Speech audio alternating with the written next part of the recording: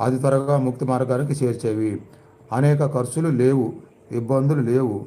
ఇహాన్ని పోగొట్టుకొనకుండా పరాన్ని సాధిస్తావు.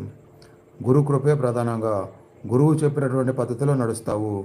ముక్తి మార్గము గురువు అండలో చేసేది. సర్వత్రా పరమేశ్వరయే, సర్వత్రా సద్గురు దేవుడే కదా. ఆయన లేని చోటు లేదు కదా. ఇంట్లో ఆయనే, బయట ఆయనే, నీ శరీరంలో ఆయనే, నీ మనసులో ఆయనే, ఆత్మలో ఆయనే, యజమానిలో ఆయనే, నౌకరులో ఆయనే, పగలు ఆయనే, రాత్రి ఆయనే. సద్గురువు గురుమంత్రం లలిత ఎప్పటికీ ఒకటే, వేరు కాదు. సమత్వం యోగ ఉచ్యతే. సర్వత్రా పరమేశ్వరుడే. సూర్యునిలో, చంద్రునిలో, అగ్నిలో, వాయువులో, ఆకాశంలో ఆమె ఉన్నది. ఈ నశించని వస్తువు సర్వత్రా ఉన్నది. ఈ భావనను బ్రహ్మీ భావన, ఆత్మభావన అంటారు. దీనినే మహేశ్వర భావన, మహేశ్వరి ధ్యానము అంటారు. ఈ విధమైన సాత్విక భావనలతో ఆ పరమేశ్వరుని చేరుకుంటావు.